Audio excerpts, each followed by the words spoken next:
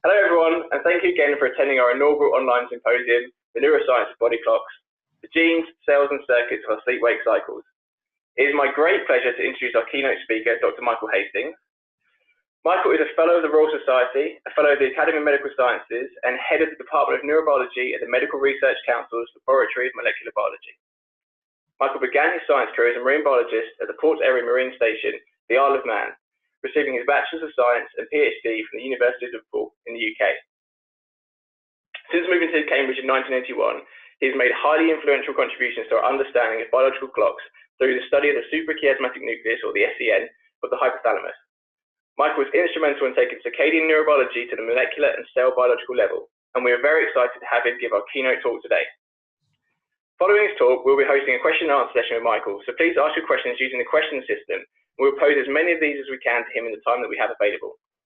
The Q&A is your opportunity to get live answers from Michael, so I fully encourage you to get involved and ask as many questions as you can. If you experience any technical issues during the presentation, please do let us know using the chat button. And please remember, you can ask questions at any time. Don't just wait until the end of the talk. And you can even ask questions whilst watching the webinar on demand, and we'll endeavour to get answers to you. So without further ado, I will now hand over to Michael so he can give his talk entitled Circadian Timekeeping in the Brain, Genes, Cells and Circuits. Over to you, Michael. Okay, thanks, Adam. That's very good. The question that faces us really is, why is Katy Perry wide awake? And of course, the answer to that is because she has in her brain a clock, just the same as we have a clock in our brain. And these clocks wake us up in the morning, often before the alarm clock goes off. And at night, several hours before we go to bed, they prepare us for sleep before we get into bed and turn the lights off.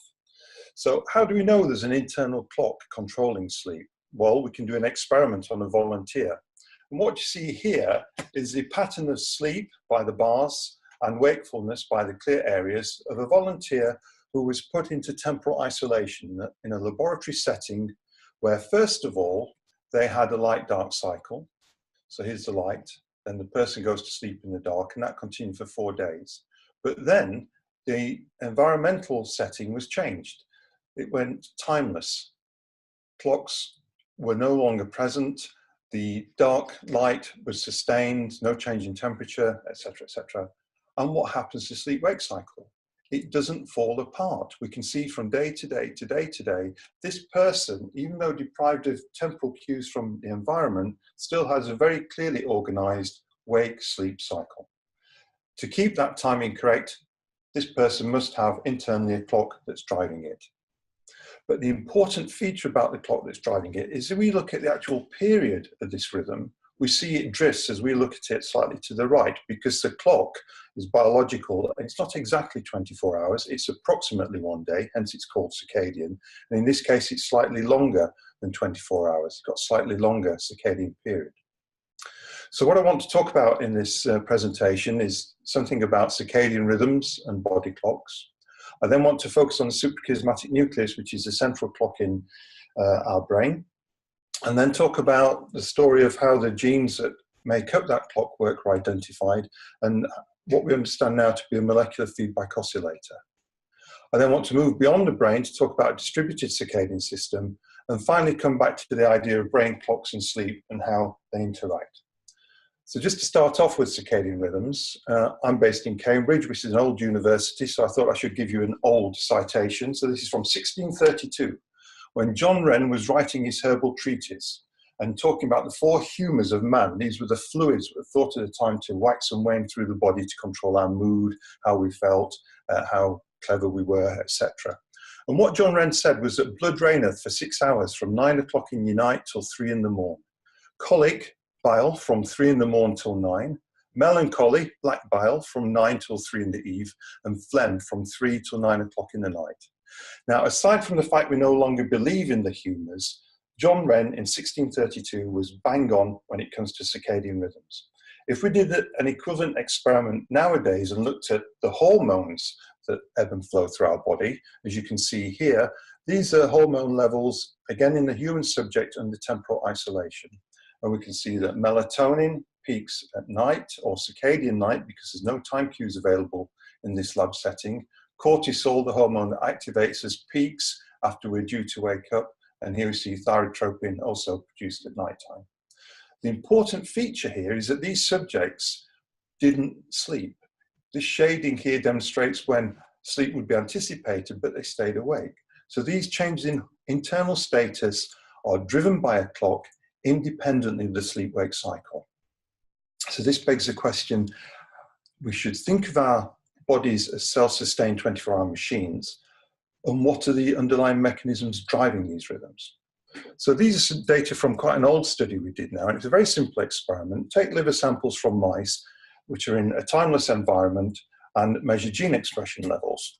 And we can see here a whole host of genes which are expressed at different levels in the liver as a function of when in circadian time they were collected. And these particular genes were all activated at predicted dusk.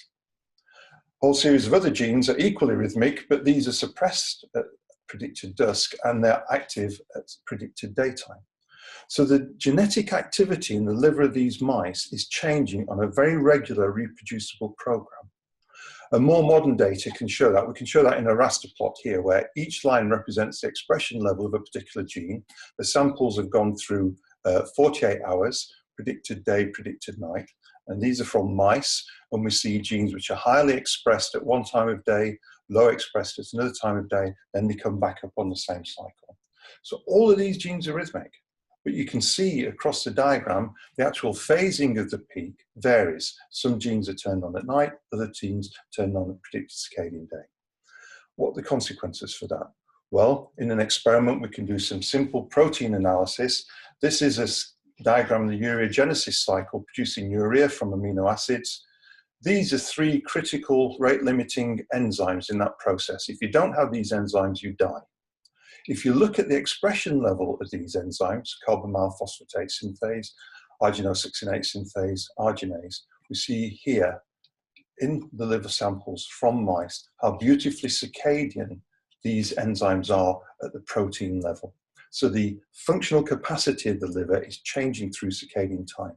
And it's not just how it deals with amino acids. In fact, what we've been able to demonstrate as a field now is that circadian activity of the liver regulates rhythms in carbohydrate, lipid and amino acid metabolism. The ability of the liver to deal with drugs and poisons changes over circadian cycle, as does its ability to synthesize plasma proteins and generate bile acids. So, do these circadian clocks and the rhythms that they drive matter for health? I just want to give you 2 examples for that. The first is a very simple example. We have 2 groups of mice. One group is injected with a virus at the start of the light phase. The other group is injected with the same virus at the end of the light phase. The virus has a luciferase tag on it, so we can use bioluminescence to see how much viral load there is in the nose of the mouse. The mice which are infected at the end of the light phase, you see here, increased viral load. It's quite muted and it's soon over after a couple of days. In contrast, these mice, which got the same viral load but at a different time, and I'll remind you this is a logarithmic scale, show a massive infection that persists for many days, and it's a much higher level than we see in the end-of-day infected compatriots.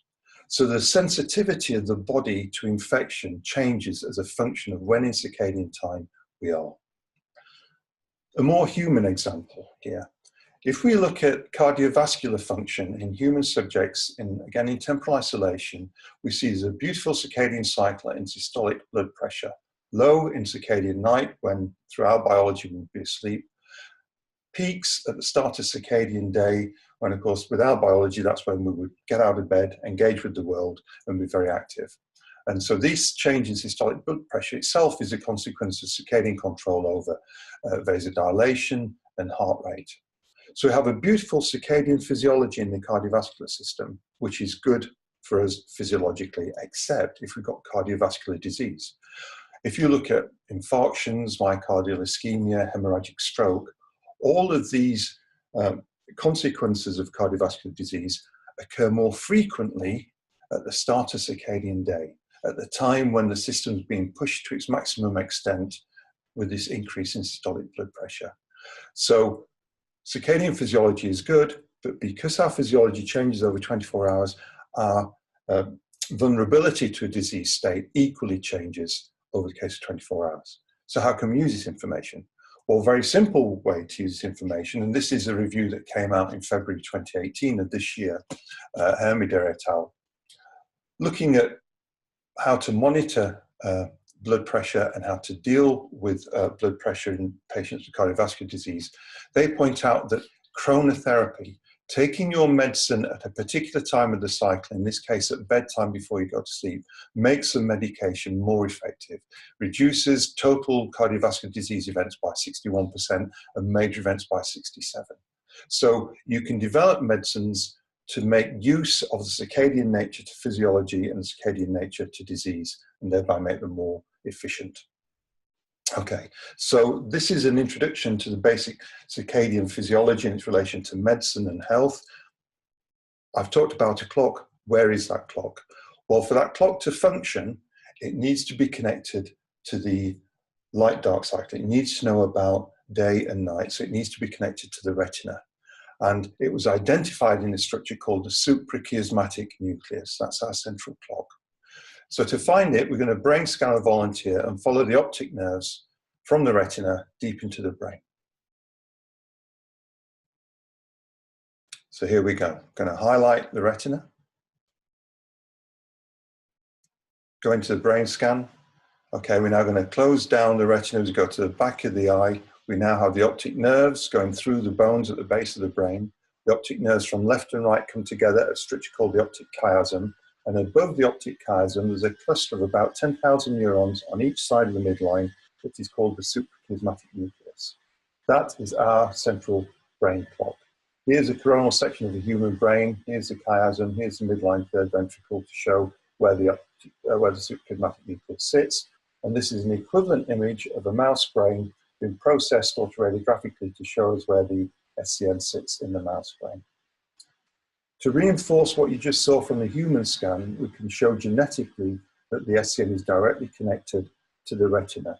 This is an image of mouse brain generated by Samahata, in which the retinal ganglion cells that project to the SCN are expressing blue beta-galactosidase. So we can see the optic nerves here running directly to the SCN. If we take a coronal section of the hypothalamus at this level, this is what we see. All these terminals stained blue, demonstrating that the SCN is in direct receipt of information from the retina.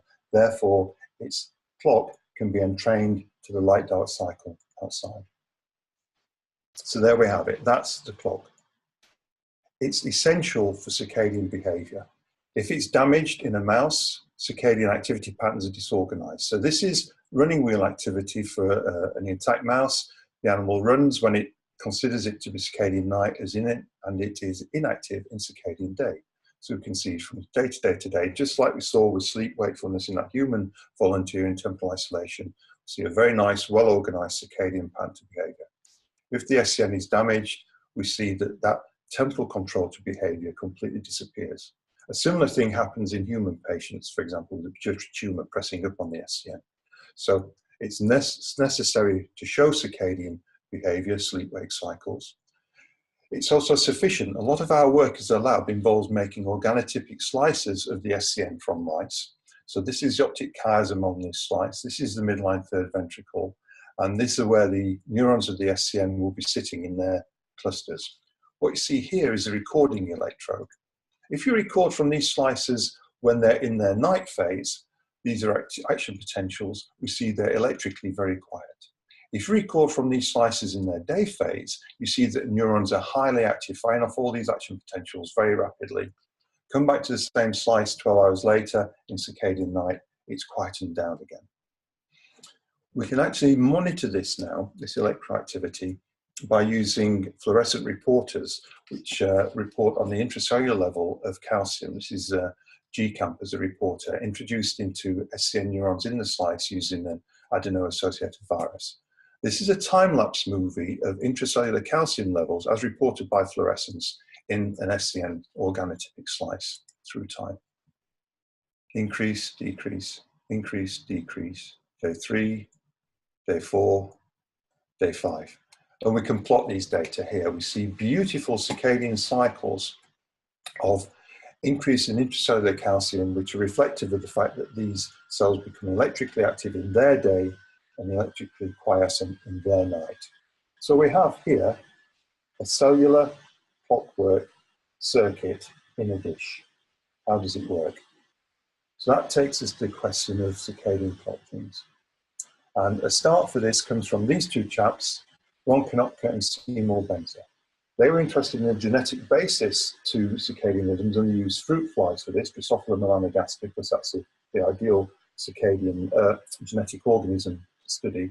And they created mutants of Drosophila and looked at their activity rhythms, just like we've done in the mouse here, and I showed you for the rest sleep-wake cycle for the human volunteer.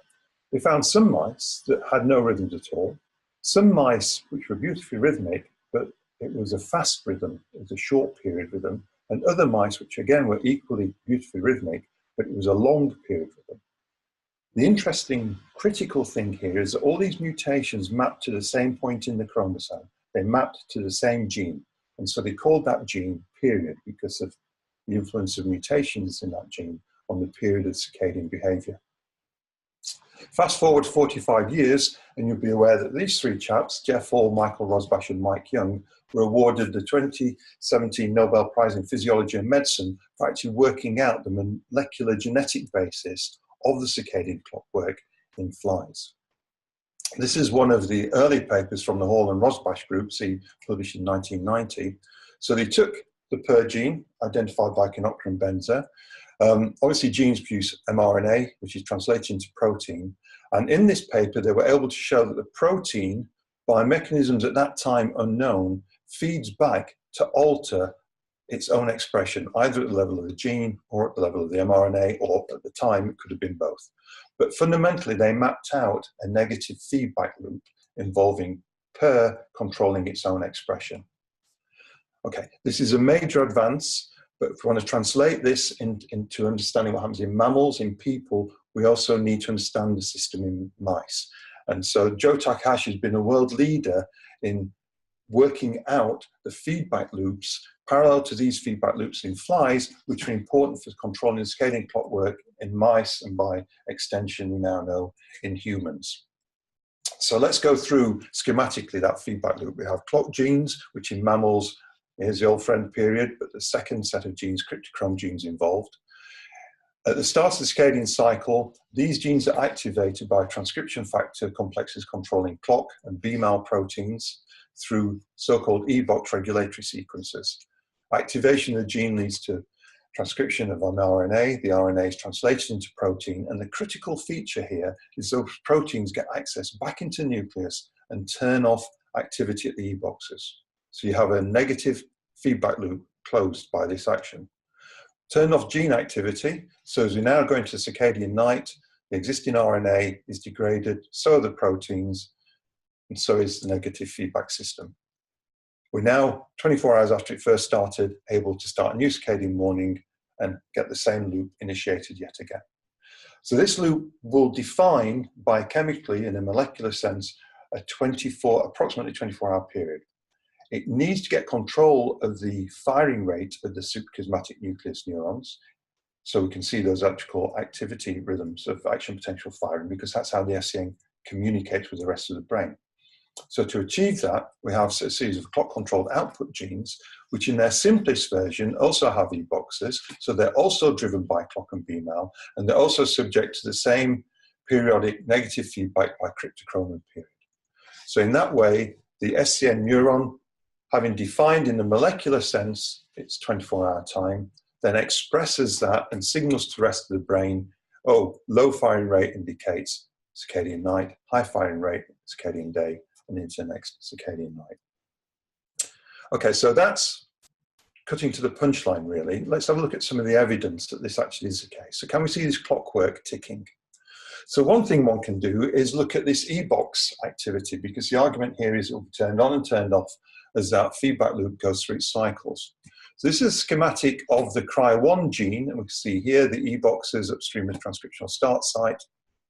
And so what one can do is take firefly luciferase, put it downstream of the EBOXes to create a transgene, and then put that transgene into a mouse. So we have a transgenic mouse where we have a reporter construct for EBOX activity causing bioluminescent emissions.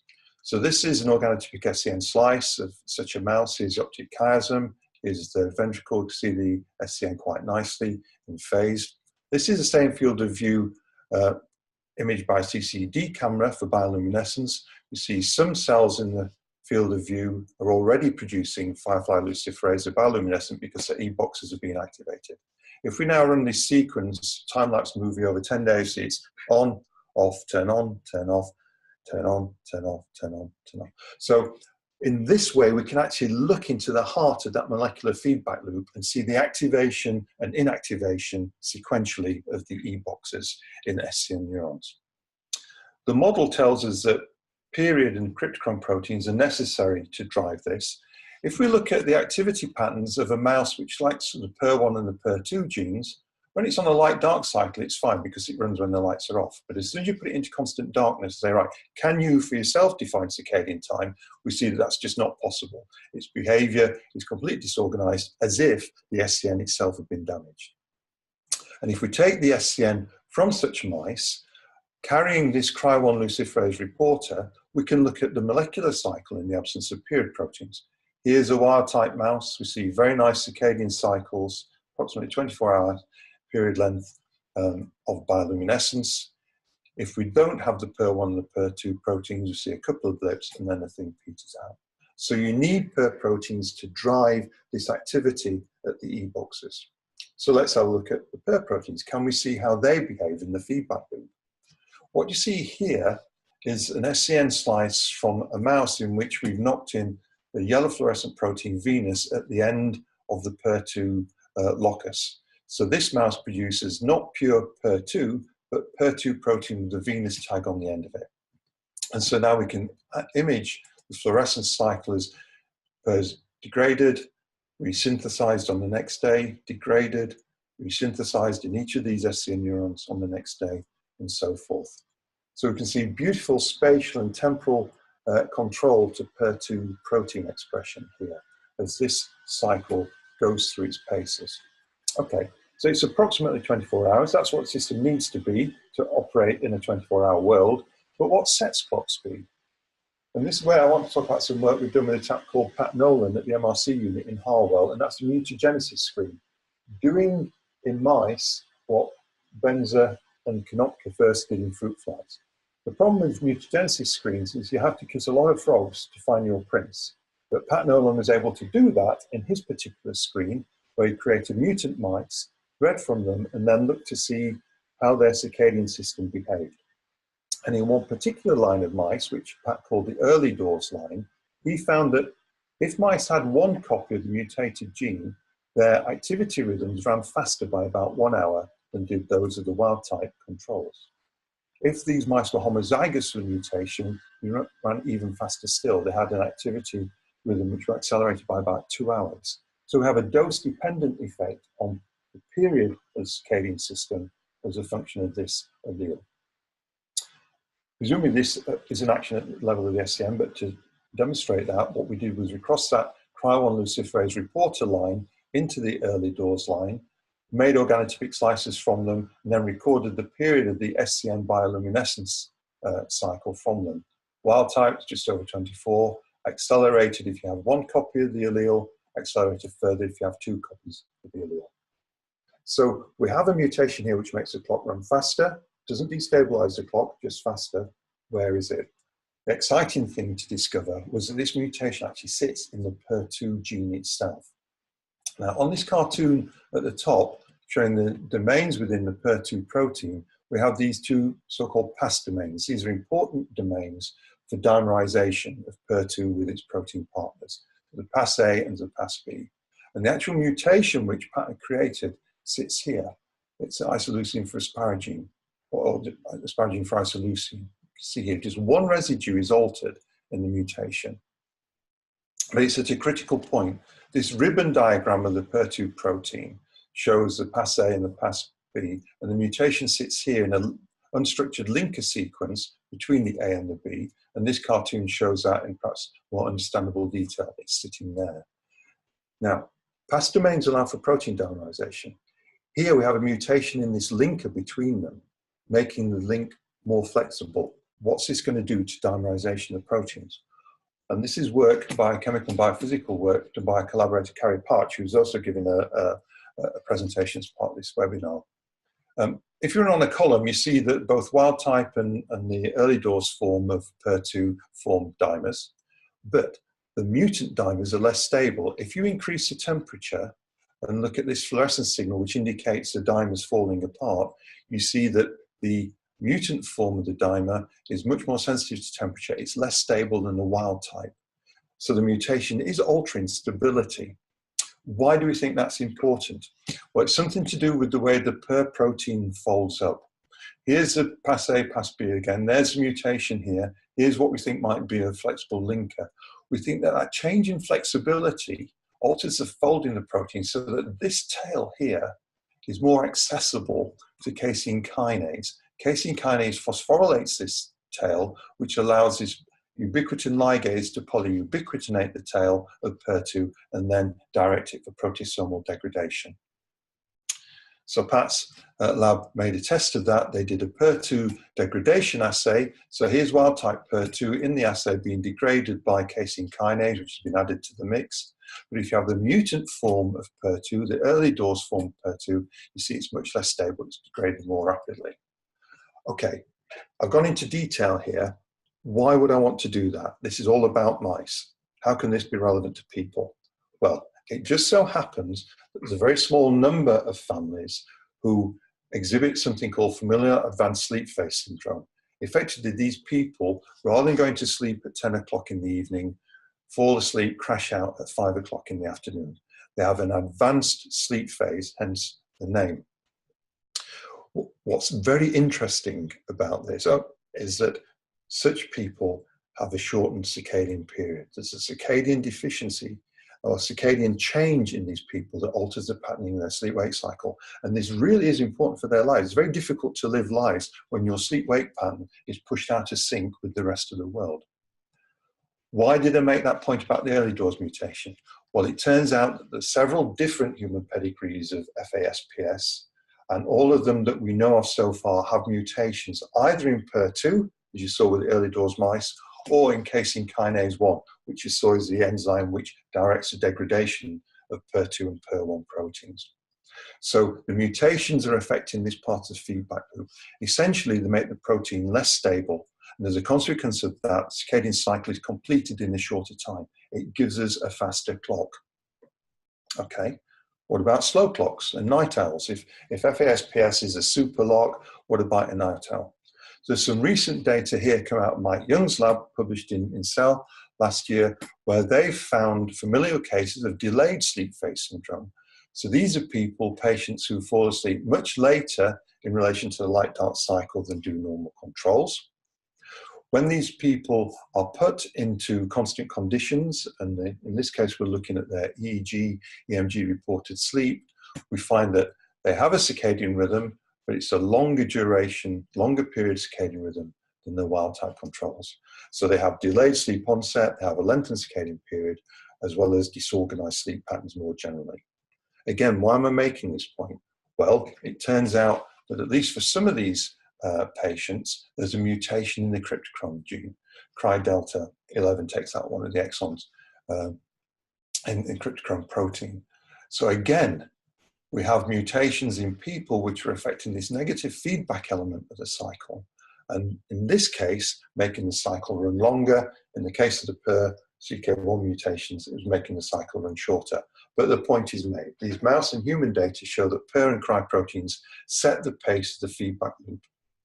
And just to step back from this, think about it, we have a direct linkage, a gene, a mutation, a protein acting in a defined set of neurons to control human behavior. So from a neurobiological context, this is a beautiful system to work with to explore the molecular genetic basis of complex behavior.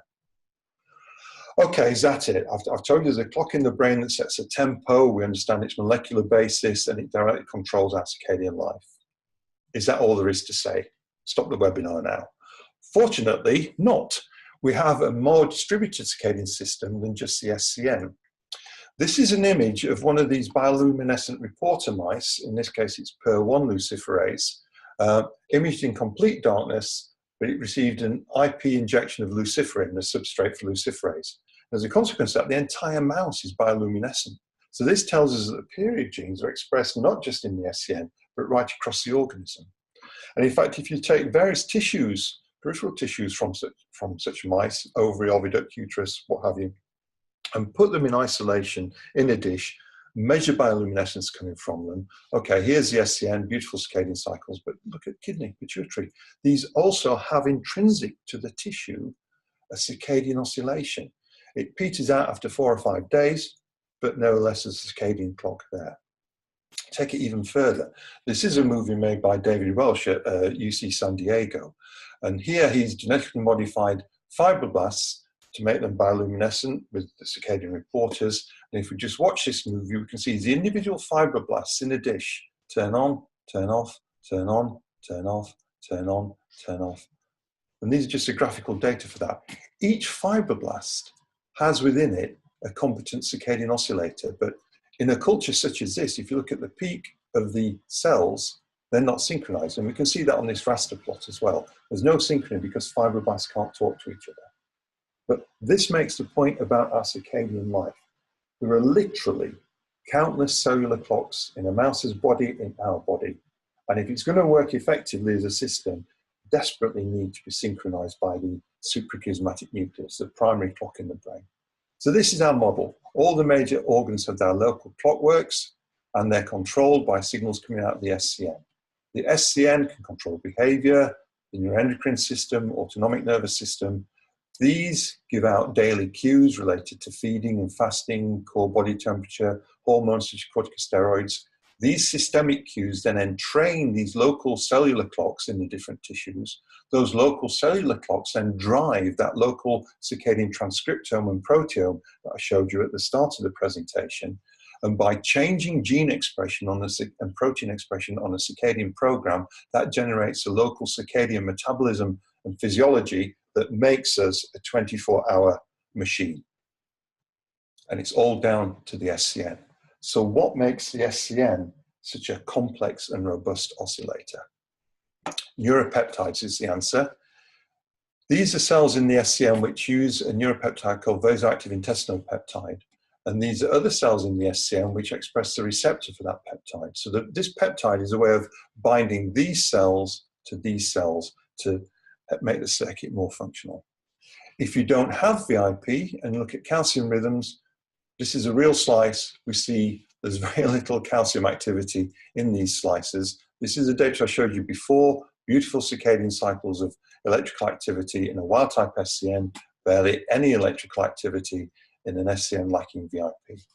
If we look at that feedback loop now, per2 luciferase imaging, we see that the individual cells are still rhythmic, but there's no coordination, there's no synchrony from cell to cell. It's a dispersed cell system. They're not talking to each other. And so if you do a raster plot, we can see that the individual cells may be rhythmic, but there's no coordination across the circuit. What's the consequences for this on behavior? Well, if we look at the circadian behavior of mice lacking VIP, okay, they're fine on the light-dark cycle, but put them into DD, constant darkness, you see they can't exhibit circadian behavior, just as if they'd lost their PER genes or just as if the SCN had been damaged. We can show how important VIP is and that it acts as a Paracrine signal by taking that SCN slice which doesn't have VIP and putting on top of it another SCN slice which does have VIP, although it doesn't have the bioluminescent reporter, so it doesn't mess up the imaging. Now we're looking at circadian molecular cycles in that slice that lacks VIP but has a VIP positive slice on top of it. And in comparison to that disorganization which you saw a moment ago, we see beautifully that signals are coming out from the competent SCN to drive the transcriptional rhythms in the host deficient SCN. And if we just look at the numbers, this is before the graft is put on, the clock winds down, we put the graft on, beautiful circadian cycles are now being driven by the host. And we can show that this is paracrine because if you put a membrane between the graft and the host, if that membrane lets through VIP because it's got large apertures in it, then we see that the host is driven very nicely by the graft. If it's a small cutoff membrane, we see that doesn't happen. But now, this is work done by Liz Maywood, I should say. If she now flips over so that the wild type graft can communicate with the VIP deficient host, and we now look at it, we see in the red trace, beautiful restoration rhythms. So we have a paracrine network of signaling across the SCN, which controls, operates over circuit space and over circadian time, and it binds the SCN clock network together. And without this signaling pathway, the SCN looks pretty much like a fibroblast culture, nine cells talking to each other, and it's all disorganized. So here's a summary diagram. We have the molecular feedback loops in the neurons. They drive electrical activity through changing ion channels and membrane potential. The electrical activity in turn leads to releasing neuropeptides, and those neuropeptides act through G protein coupled receptors to gain access back into the molecular feedback loop. So the entire system is bound tightly together. The intracellular clocks are bound together through intercellular network level signaling. Okay, so that's how the SCN is so brilliant at its job. If you leave an SCN slice in culture and give it culture medium, it will keep oscillating literally for years. What about brain clocks and sleep? Bring it back to where we started. The timing of sleep is controlled, we think, by two individual processes. There's a circadian component. So the clock pushes us to be awake in circadian day, and then that drive drops as we go into circadian night to allow sleep. At the same time, there's what's called a homeostatic component, because the longer we are awake, the greater is our need to go to sleep. So ultimately, the homeostatic drive to sleep will overcome the circadian drive for wakefulness, and at that point we'll fall asleep. While we're asleep, that sleep debt, as it's called, as the homeostatic component is paid off, as it were, homeostatic drive falls, so that as the circadian system kicks in again and starts to promote wakefulness, it's sufficiently strong to overcome homeostatic drive, and we wake up on the next day. So there we have it. We fall asleep when we've been awake for a long time, and it's the correct circadian phase. We wake up when we've paid off the sleep debt, not sleep debt, and it is the correct circadian phase to do so. How can we explore these interactions? Well, a very intriguing experimental protocol developed by Chuck Sizer and Dirk and Dijk in Harvard is this 28-hour forced desynchrony protocol. So here you take human volunteers and you allow them to sleep, as we can see here, but this sleep permission is delivered on a 28-hour basis. Now, the circadian clock can't run at 28 hours, so in these volunteers, their intrinsic circadian system will run at approximately 24 hours. So as a consequence, sleep will be occurring on different points at different parts of the circadian cycle. So you can map sleep in relation to circadian time. This reveals some really interesting interactions. These are data, recent data from Dirk and Dijk and his colleagues. So here we're looking at sleep efficiency. The shaded area shows when melatonin is being produced. So that's a marker for circadian night. Blue and red plots are for male and female data plotted separately. What you'll see is when the subjects are allowed to sleep in circadian night, it's very efficient sleep, 95%. When the forced desynchrony protocol allows them to sleep in circadian day, that's when melatonin levels are low, you see that sleep efficiency falls to 75%. So the quality of sleep you get depends upon whether or not the circadian system has prepared you for sleep or not. And there are consequences for this. This is psychomotor vigilance test, simply reaction times and accuracy in response to a test presented by computer. You'll see that the male and female plots diverge. That's very interesting, but I'm not going to pursue that. But let's look again. If you do this test in circadian night when melatonin levels are high, you see that performance is poor, more lapses, versus if you do this test when you've been sleeping in circadian daytime, as we see here, you're much better at it. So the ability, your cognitive ability, your reaction times changes as a function of, did you sleep at the right point in the circadian cycle, or did you sleep at the wrong point in the circadian cycle? So that's an interesting relationship between sleep and the clocks and the homeostatic system. But on this diagram, we say the circadian component, but how many components are involved? And are they all synchronized one to another? So that takes me on to a question about local brain clocks. Now, again, this is a bioluminescent trace, as you've seen before, from SCN slices, organotypic slices held in a culture dish, beautiful circadian oscillations. If you take parts of motor cortex, cerebellum, hippocampus, the same experiment as I showed you previously with the kidney and the pituitary, same approach, you see that these brain bits also have circadian clocks. When they're isolated in culture, these two examples here show very strong circadian oscillations, as does the cerebellum and the hippocampus. Okay, after 4 or 5 days, perhaps after a week, they damp out a bit, but the point here is that there are clocks in other parts of the brain, not just in the SCN. As with the peripheral organs, the model is that the SCN controls these local clocks to make sure that the entire system is properly synchronized, one region to another, and also the entire system is synchronized to the light-dark cycle. So then we can ask the question, is there a role for local brain clocks in determining sleep timing, structure, quality? So this is the model. I'm just showing you that there are clocks in these brain areas. Various areas of the brain control sleep, arousal, switches between REM and non-REM sleep. We don't know if they have clocks in them or not. I want to focus on one particular sleep-wake relevant nucleus in the hypothalamus, the tuberomamillary nucleus, which is the sole source of histaminergic innervation in the brain. And these are important neurons for arousal. They sit in the posterior hypothalamus.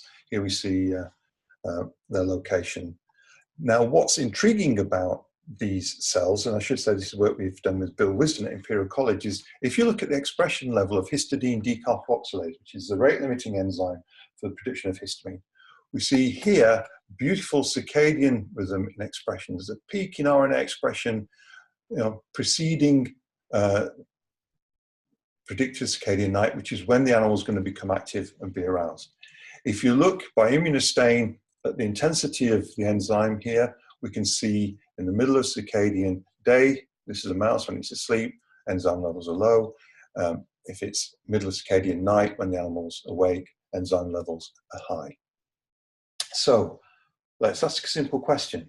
What happens if you take away the clock, but only in these HDC histaminergic neurons in the TMN? If the SCN is the only sleep clock, this manipulation should have no consequence. So to achieve the manipulation, we crossed mice in which the BMAL gene, which is a necessary gene for the clock to function, has got LOXP sites on it, so it will be deleted in cells which are expressing Cre recombinase. In that case, this is in a mouse where HDC drives Cre recombinase, and that leads to deletion of BMAL in histaminergic cells. So here shows that it works. These HDC cells in the control, we've got BMAL staining in the nucleus of those cells. These are the mice, the targeted mice. We've got the HDC cells here, so that's fine, HDC is okay, but these cells no longer have BMAL because of the deletion. This manipulation alters the daily rhythm in histamine levels in the brain. In the control mice, histamine levels are low in the day, high at night. In the mice in which we deleted BMAL only from these TMN neurons, you see that now that rhythm doesn't occur. We have high levels of histamine throughout day and throughout night. Okay, so we've achieved the manipulation we wanted to achieve. Does this affect sleep and wakefulness? Yes, it does. There are various measures we could show you, but here I'll just show the episode duration for episodes of non-REM sleep. Black line shows you the control through circadian day and circadian night. Here we see where we've deleted BMAL in the HDC genes, whereas the controls, the durations are about 4 minutes on average.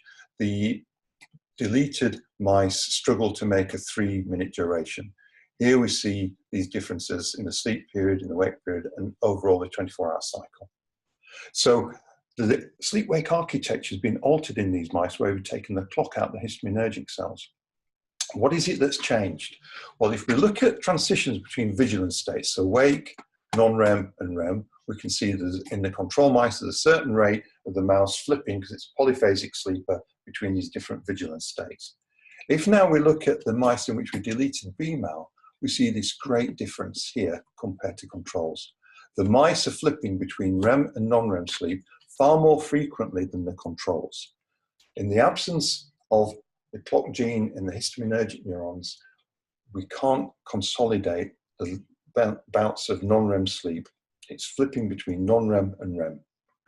So the absence of the clock-dependent decline in HDC expression in these neurons compromises normal sleep structure.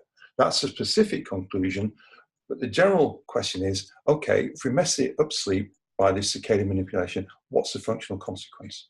So one test for that is novel object recognition. So you take a mouse, you show it two objects, okay, as a training phase, you then let it, normally you let it sleep. On the next day, you show it something that it saw before and something that's different. The mouse will recognize that this is different, this is familiar, so it will spend most of its time exploring the novel object. The experimental manipulation is to sleep deprive the animals for the first 5 hours of the overnight sleep before you do the test. And we can see here what happens in wild-type mice and in the mice where we deleted the clock gene in the B-male. Here's normal mice. If you sleep deprive them, they remember less well than if you don't sleep deprive them. These are the mice in which the B-male's been deleted. Okay, they're struggling a bit already because of deletion, but now if you sleep deprive them and make the task even harder, you see that they really can't perform. They're performing at chance level, so they can't remember. So what this tells us is that if you mess up the clock of the TMN neurons, not only does that compromise sleep, it compromises sleep-dependent memory. So we would argue that this shows that local clocks do matter in the efficient direction of the states of sleep and wakefulness over the entire neuroaxis, the brain, spinal cord. These local clocks are probably important in synchronizing the activity of different brain regions so that overall sleep and wakefulness, which are global states of the brain and spinal cord, are coordinated correctly. So are there any lessons here for cognitive and mental health? I just want to finish off briefly to show some data from humans. We know already there's a strong interaction between mood and cognition, circadian clocks and sleep. Clocks drive sleep, sleep can affect clocks. Whether we sleep well affects our mood. If we're not in a good mood, we may not sleep so well. And we also know that clocks affect cognition and mood and vice versa. Now, in a study from Huda Akil's lab, they looked at circadian gene expression in post-mortem human brain samples. Fantastic study. Just taking 2 bits of data from there. Time of death across a 24-hour cycle. This is expression levels of BMAL in the prefrontal cortex and of PER1 in the prefrontal cortex. You're beautifully statistically significant at the population levels, statistically significant oscillations in gene expression. And in fact, it doesn't stop with the clock proteins. Each one of these lines represents a particular gene sampled across all these different individuals and plotted as a function of day-night time. You can see all these genes, just like I showed you at the start of the talk for liver transcriptome, are up and down regulation, and from gene to gene to gene, we have different phases of activation. So there's a beautiful circadian program ongoing in the prefrontal human cortex. The lab then did something even more engaging. They looked first of all at subjects which in life we can class as controls, didn't have a major depressive disorder episode. And what this plot shows is that on the inner circle is predicted time of day from the gene expression pattern. On the outer circle is the actual time of day when the patient sadly passed away. And you see there's sensible order in this pattern. Okay, it's all nicely organized. If you look at patients which had a major depressive disorder before death, you see that that regular pattern of gene expression is completely shot to pieces. It's disturbed. And what the authors say in this study is, first of all, they show a rhythmic rise and fall of gene expression in in regions outside the suprachiasmatic nucleus, in control, I should say, human subjects. So we have clocks, likely have clocks in our brain, just as a mouse brain has local clocks. They also point out the description of the breakdown of this normal order in major depressive disorder suggests potentially important molecular targets for treatment of mood disorders. If you regularize the actual circadian program of the prefrontal cortex or other parts of the brain, will you alter mood and cognition to beneficial effect? And as a circadian biologist, I would put it further than that. It's not just that this reveals important molecular targets important that is, it actually shows us that our brains, just as much as our liver, are circadian organs. So I can finish off with a quick summary. I want to talk to you about circadian, i.e. approximately 1-day rhythms and the body clocks that drive them. Make the point that suprachiasmatic nucleus is our principal central body clock. I've talked to you about circadian clock genes, or identification in flies and in mice, and how we now understand this molecular feedback oscillation that drives the clockwork. That circadian feedback system is not limited just to suprachiasmatic nucleus. It's distributed across all the major organ systems, and that has major consequences for how we think about circadian clocks and health.